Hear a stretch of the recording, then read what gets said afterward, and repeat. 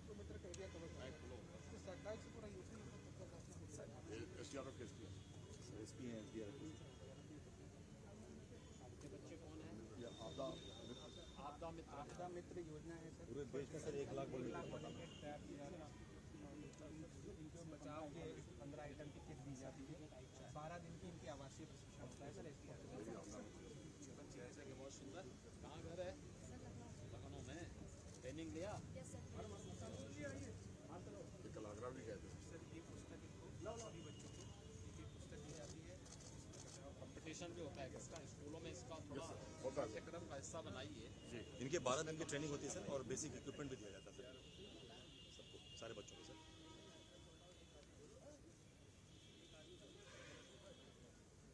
जी SDRF करवाइए थोड़ा sir. होना चाहिए।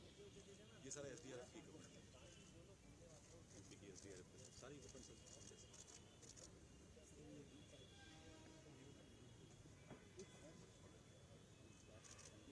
क्या करना है इसमें? सर हम लोग आपको पहनाना चाहते हैं। आपका कोर्स ये सर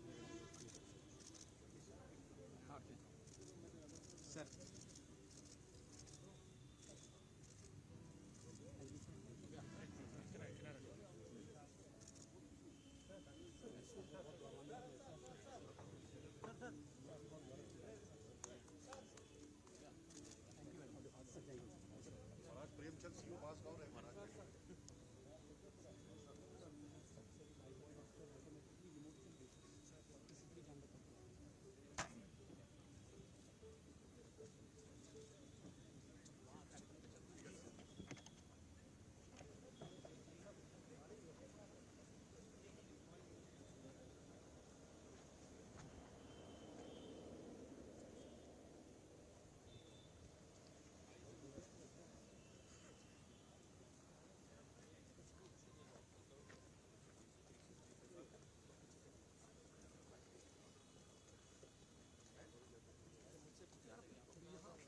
आगे बढ़ते रहो ना। चलो आगे जल्दी चलो।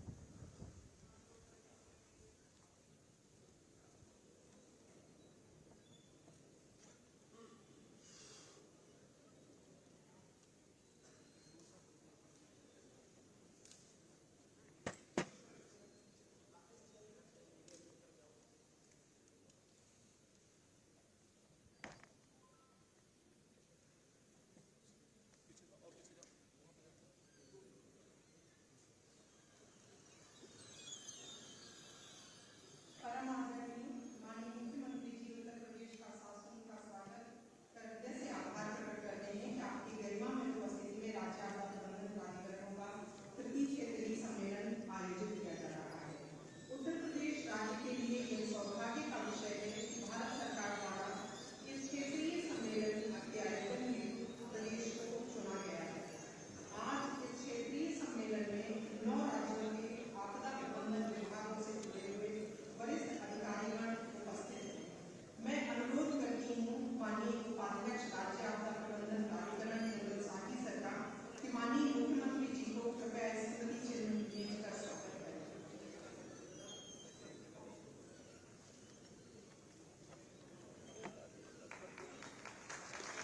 मैं लोगों से अनुरोध करती हूँ कि माननीय राज्यमंत्री सरकार एवं श्री कमल किशोर जी माननीय सदस्य राष्ट्रीय आपदा प्रबंधन प्राधिकरण को स्मृति चिन्ह भेजकर स्वागत करें।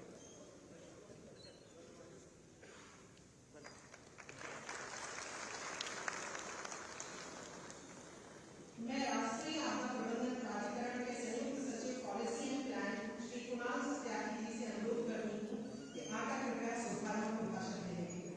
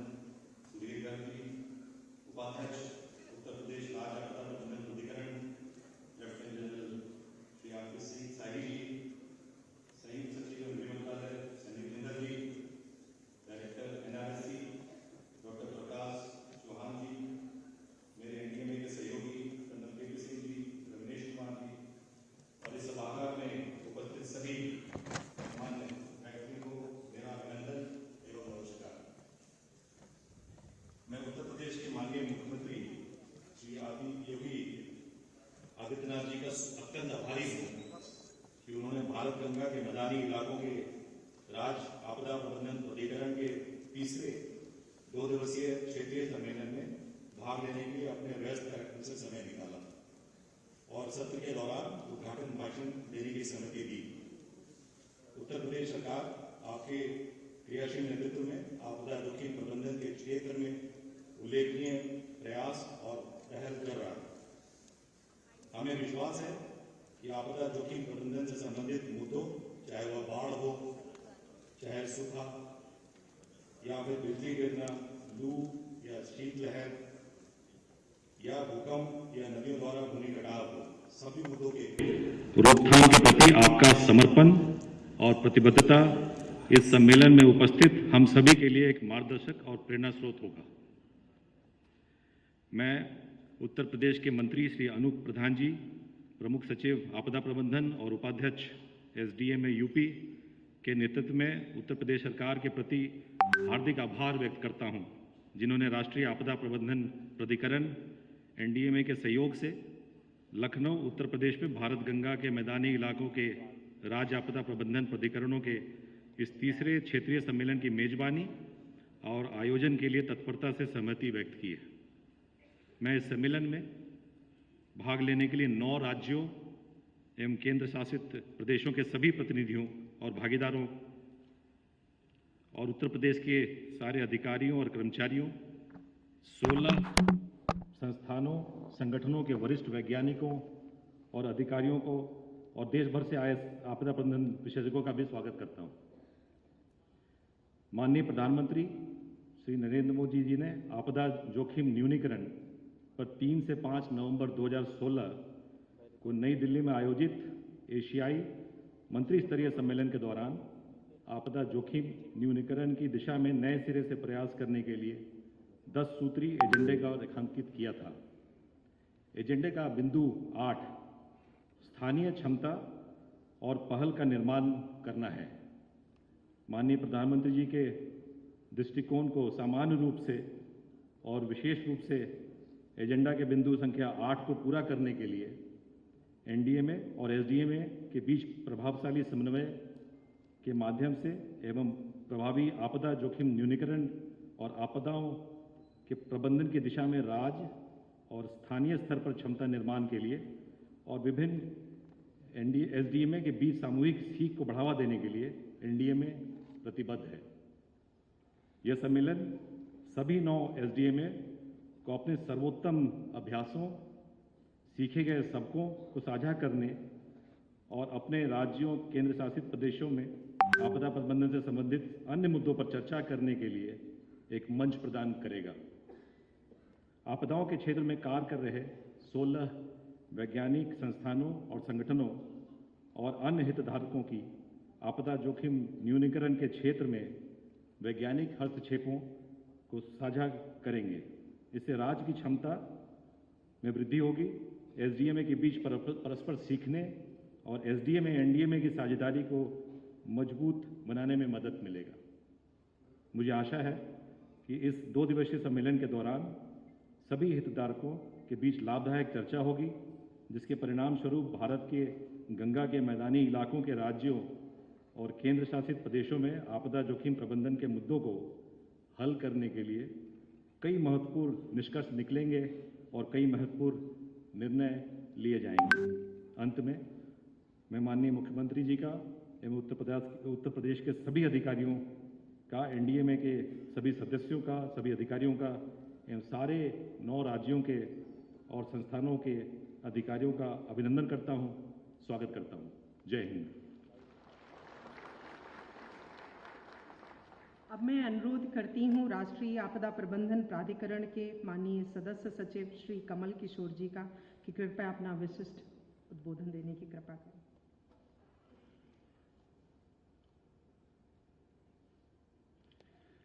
माननीय मुख्यमंत्री जी, माननीय राज्य मंत्री राजस्व, लेफ्टिनेंट जनरल RP शाही जी, श्री सुधीर गर्ग, NDMA के मेरे साथी सदस्य और अन्य अधिकारी, गृह मंत्रालय से आए संयुक्त सचिव श्री संजीव कुमार जिंदल, NRSC के निदेशक डॉक्टर प्रकाश चौहान और सभी 9 राज्यों और केंद्र प्रशासित प्रदेशों से आए आपदा प्रबंधन विभागों के सहयोगी, जो विशेषज्ञ संस्थाएं हैं 16, वहां से आए हुए वैज्ञानिक, मैं आप सभी का अभिनंदन करता हूं। ये एक अत्यंत ही हर्ष का विषय है कि ये जो तीसरा कॉन्क्लेव कर रहे हैं हम इन राज्यों और केंद्र प्रशासित प्रदेशों के साथ, जिनमें से अधिकतर बाढ़ से बहुत ज़्यादा प्रभावित हैं। ये हर्ष का विषय है कि हम ये लखनऊ उत्तर प्रदेश में कर रहे हैं। उत्तर प्रदेश ने माननीय मुख्यमंत्री जी के नेतृत्व में इस विषय में काफ़ी उन्नति की है, चाहे वो इमरजेंसी ऑपरेशन सेंटर्स की स्थापना हो, चाहे वो आपदा मित्रों को और की संख्या बढ़ाने का विषय हो, या जिला स्तर पे जो कैपेसिटी मजबूत करने की बात है उसमें हो। तो उत्तर प्रदेश बाकी राज्यों के लिए एक प्रेरणा का स्रोत बने। हम अगले 2 दिनों में साथ मिल करके एक दूसरे से सीखें और इस काम को और आगे बढ़ाएं। उत्तर प्रदेश सरकार ने इसका आयोजन यहाँ किया, इसके लिए हम आपके आभारी हैं। मैं सिर्फ 3 चीज़ें कहना चाहूँगा। पहली बात ये कहूँगा कि देखिए 2015 मार्च में हमने और दुनिया के 186 अन्य देशों ने ये प्रण लिया था कि 15 साल के अंदर हम आपदाओं से होने वाली मृत्यु दर को, आपदाओं से होने वाले नुकसान को, जीविका आर्थिक नुकसान को, जीविकाओं को जो नुकसान होता है उसको, इंफ्रास्ट्रक्चर को जो नुकसान होता है उसको बहुत अधिक कम करेंगे। 15 साल की अवधि में से आधी अवधि निकल चुकी है, अभी हमारे पास सिर्फ आधी अवधि बाकी है और हमें इसमें तत्परता से काम करना है। और इसमें हमारा जो उद्देश्य होना चाहिए वो होना चाहिए कि हम जान और माल की जो क्षति है उसको कम ही नहीं शून्य करें, चाहे वो बाढ़ से प्रभाव हो या भूस्खलन से प्रभाव हो। हमारा उद्देश्य, जब तक एक भी जान जाती है आपदाओं से तब तक हम आराम नहीं कर सकते हैं।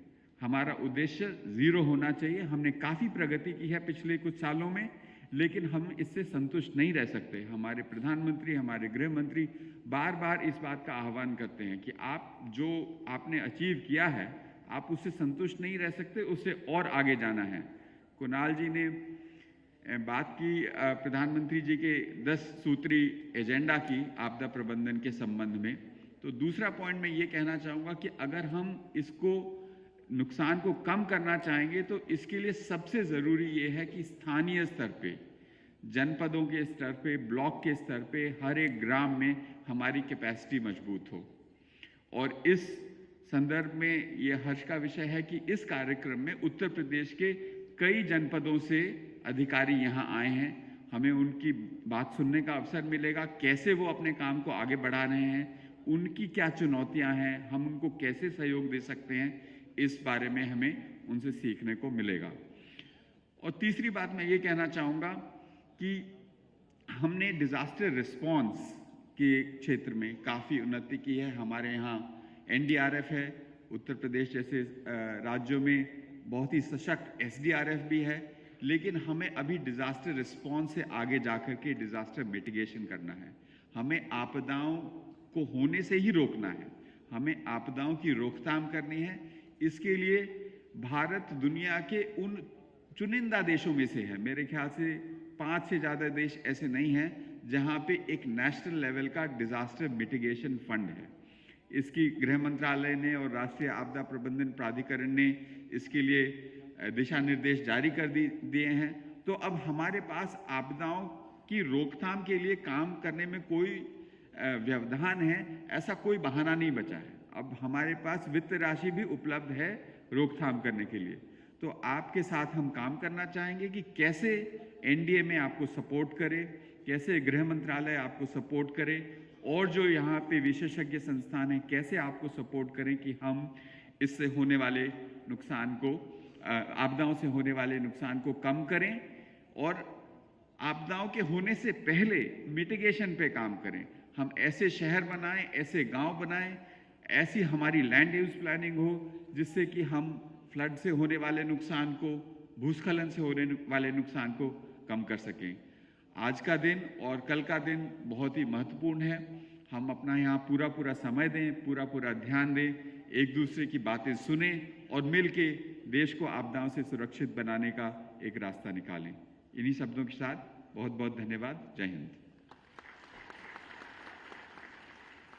आज इस कार्यक्रम में national remote sensing centre Hyderabad द्वारा पिछले 20 वर्षों में आई बाढ़ के अध्ययन के आधार पर राष्ट्रीय आपदा प्रबंधन प्राधिकरण भारत सरकार के सौजन्य से पूरे देश के लिए फ्लड एटलस तैयार किए गए हैं।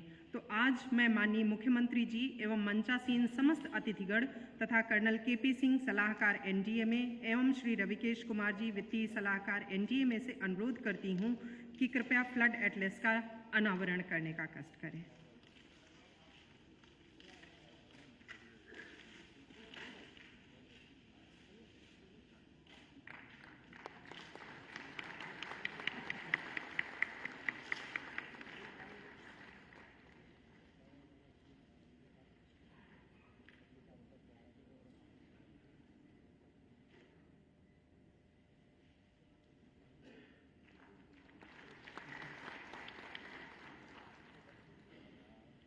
अब मैं मार्गदर्शन एवं आशीर्वचन हेतु उत्तर प्रदेश के यशस्वी मुख्यमंत्री माननीय योगी आदित्यनाथ जी को उद्बोधन हेतु आमंत्रित करती हूँ।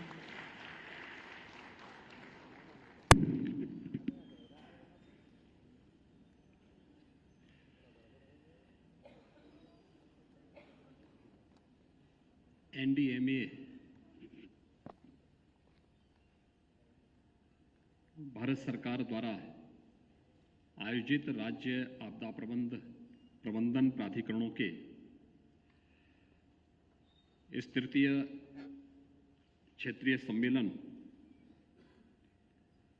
के उद्घाटन कार्यक्रम में मंच पर उपस्थित प्रदेश सरकार में मेरे सहयोगी राजस्व राज्य मंत्री श्री अनूप प्रधान जी, एनडीएमए के सदस्य सचिव श्री कमल किशोर जी, एनडीएमए के सदस्य श्री राजेंद्र सिंह जी, एनडीएमए के सदस्य लेफ्टिनेंट जनरल सैयद अता हसनैन जी, उत्तर प्रदेश एसडीएमए के उपाध्यक्ष लेफ्टिनेंट जनरल आरपी शाही जी, प्रमुख सचिव राजस्व श्री सुधीर गर्ग जी, डॉक्टर कृष्णा एस वत्सी, संजीव कुमार जिंदल जी,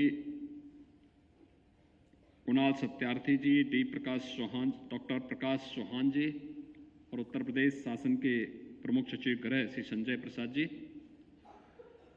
विभिन्न राज्यों से उपस्थित यहाँ पर एसडीएमए से जुड़े हुए सभी पदाधिकारी और अन्य प्रतिनिधिगण,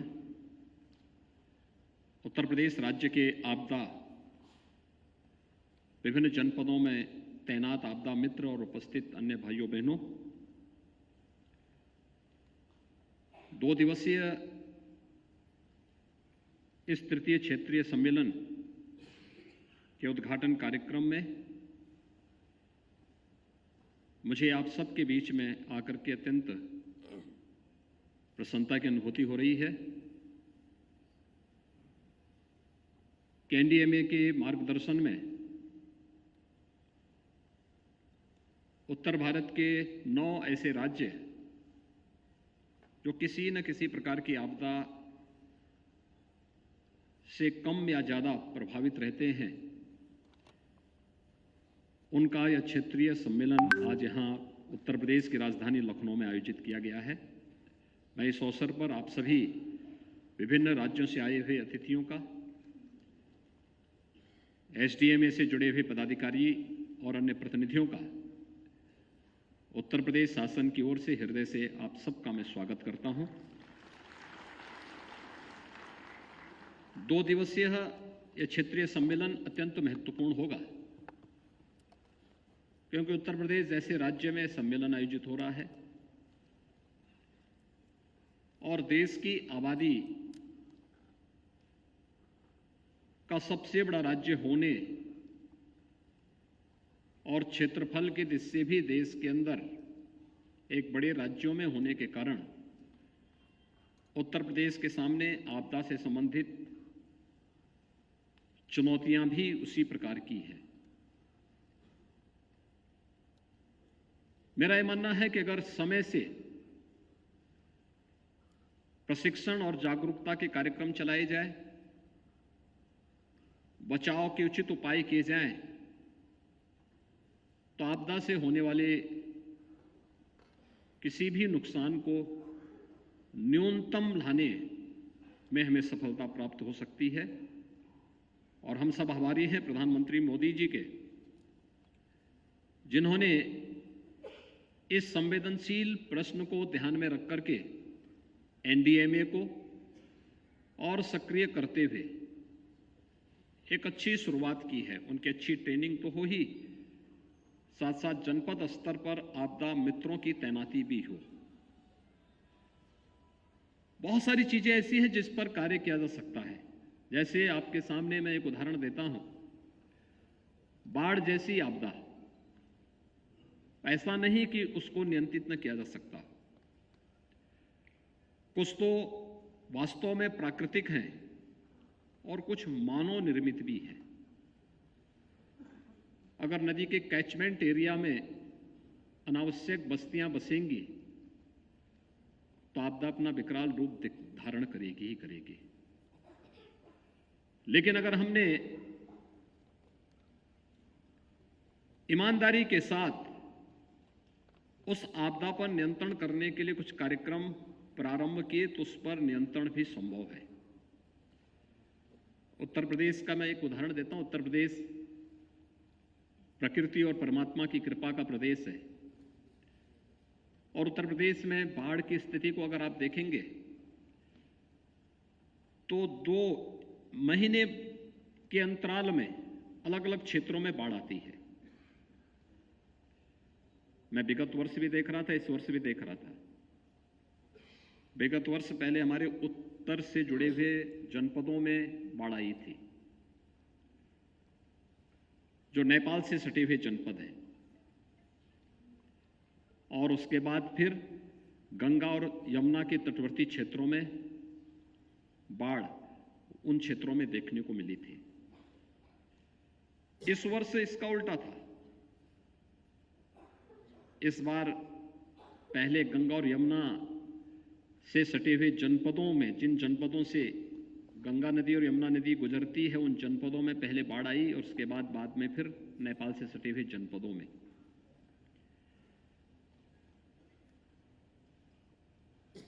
समय से की गई तैयारी और बचाव के उपाय, जैसे नेपाल से सटे हुए जो जनपद हैं, हिमालय से आने वाली नदियों के कारण वहां बाढ़ आती है। और मैं देखता था कि बहुत सारी जगह तो बाढ़ का कारण स्वयं मनुष्य और ठेकेदारी प्रथा है। जैसे उत्तर प्रदेश में सरयू नदी में एक जगह है एल्गिन ब्रिज। एल्गिन ब्रिज में पता नहीं कब से बाढ़ के नाम पे हर वर्ष 100 करोड़ रुपए से अधिक खर्च होते थे। और जब 2017 में मैं मुख्यमंत्री बना था तो सबसे पहले मेरे सामने वहीं का प्रस्ताव आया। तो मैंने कहा ये क्या है? उन्होंने कहा साहब बाढ़ रोकने के लिए। तो मैंने कहा क्या पहली बार रुक रहा है? कहा नहीं साहब ये हर साल होता है। तो मैंने कहा हर साल 100 करोड़ खर्च होते हैं? कहा हाँ। मैंने कहा उसको बंद कर दो, यह कार्य नहीं होगा। कहा साहब नुकसान होगा। तो मैंने कहा एक बार नुकसान होने दो, देख तो लेंगे कितना नुकसान होता है। तो मैं उधर से गुजर रहा था अगले दिन ही, तो मैंने अपने हेलीकॉप्टर के पायलट से कहा, मैंने कहा भी मुझे एल्गिन ब्रिज थोड़ा दिखाना। तो उसने कहा कि साहब ये सामने तो है, अभी मैं दिखाता हूं। मैंने कहा हाँ लेके चलो। मैंने कहा हेलीकॉप्टर को नीचे कर दो, कितना नीचे हो सकता है। फिर मैंने कहा इसको क्लॉकवाइज और फिर एंटी क्लॉकवाइज इसको घुमाइए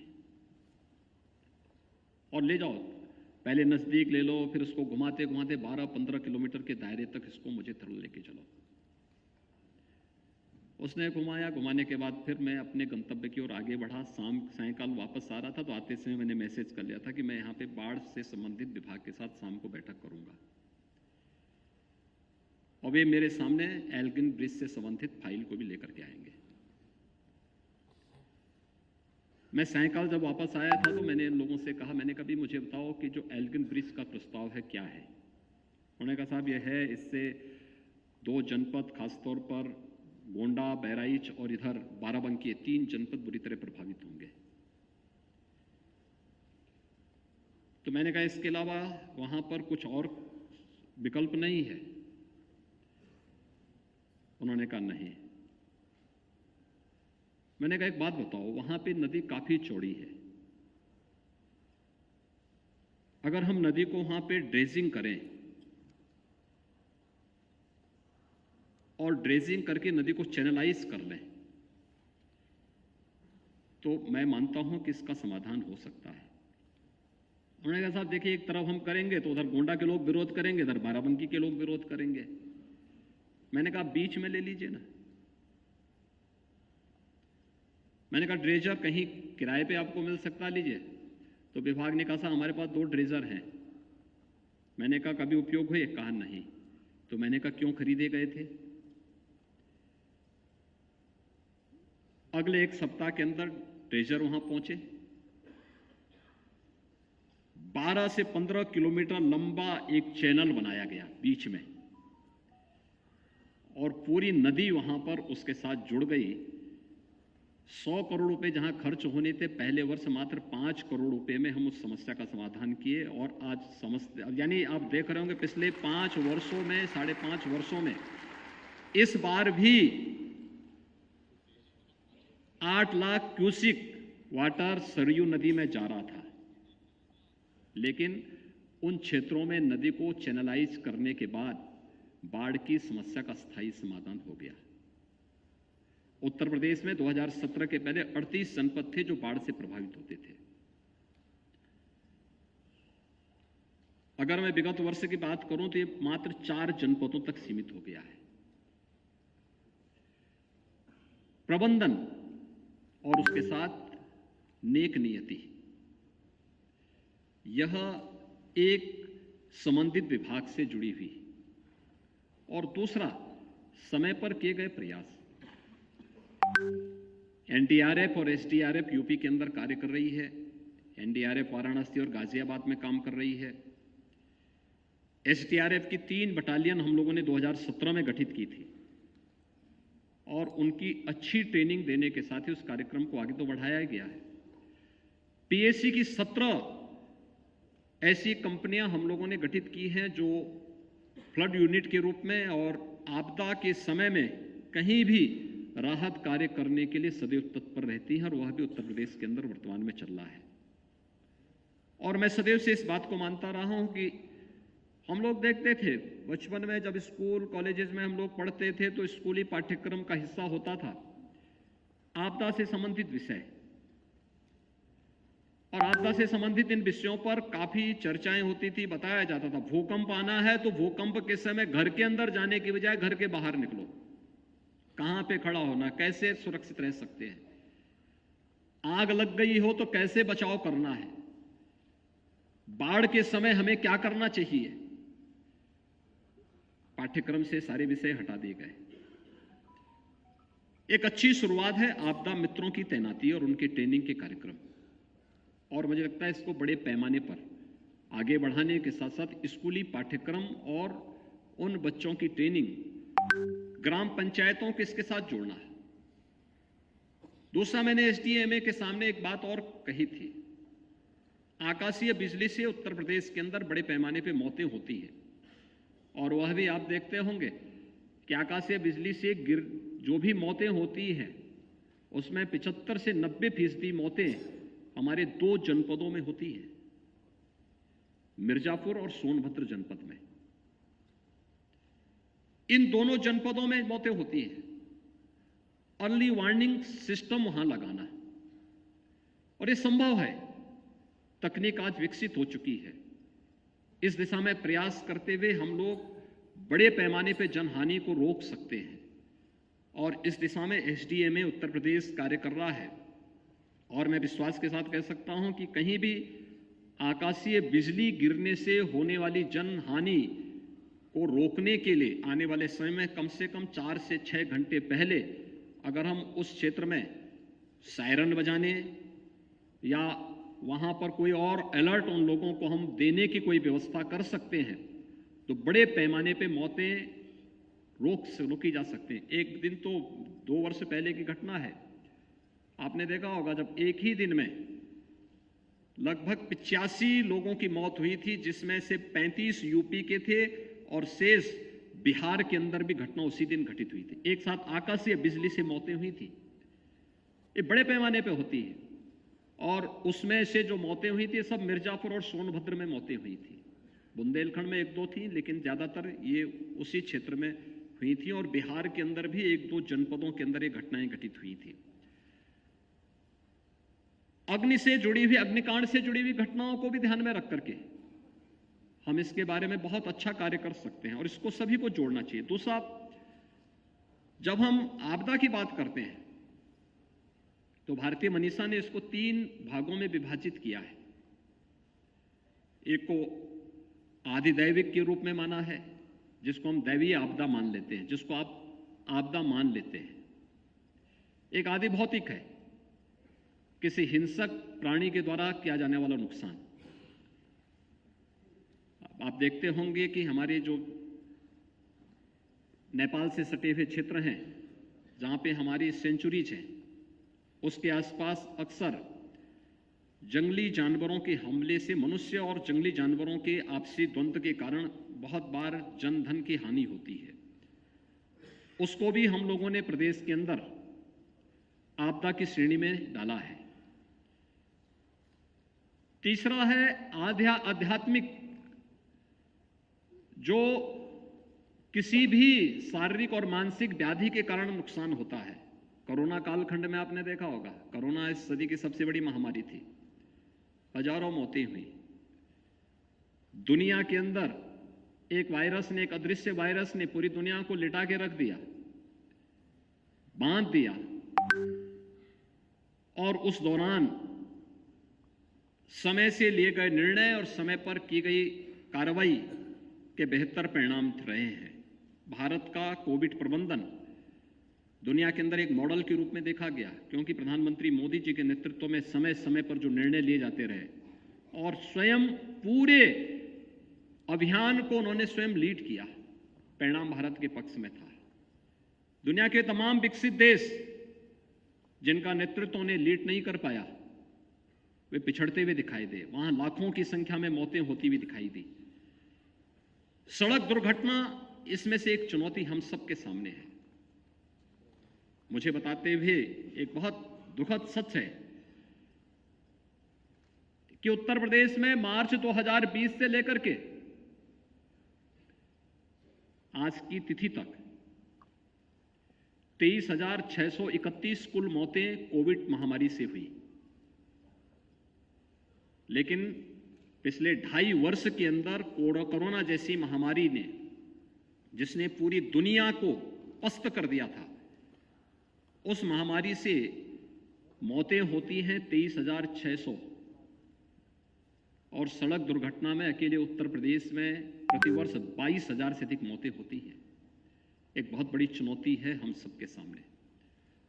और मेरा मानना है अवेयरनेस का अभाव है।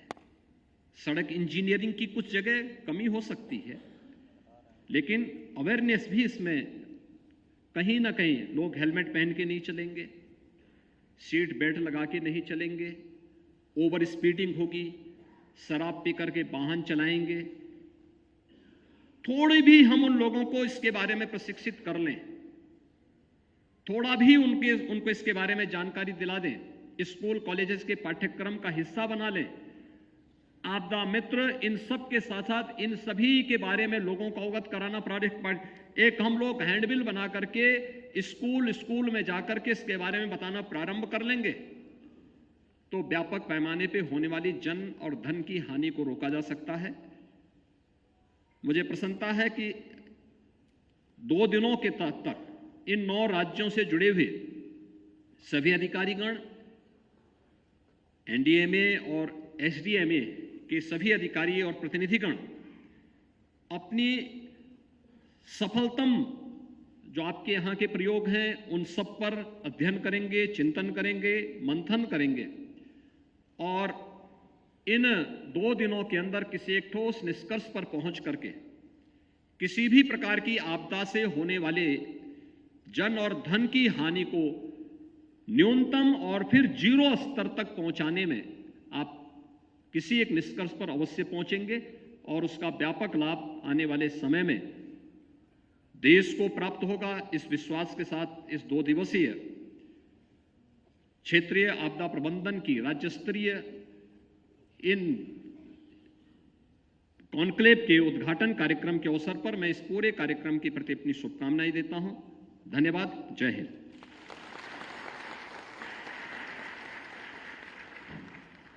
अब मैं प्रमुख सचिव राजस्व महोदय को मंचासीन अतिथियों को धन्यवाद ज्ञापित करने हेतु आमंत्रित करती हूं। माननीय मुख्यमंत्री जी, हम आपको हृदय के हर कोने से धन्यवाद देना चाहेंगे और आभार व्यक्त करना चाहेंगे कि इतने व्यस्त कार्यक्रम होने के बावजूद आप लोगों ने हम सबको आशीर्वाद दिया।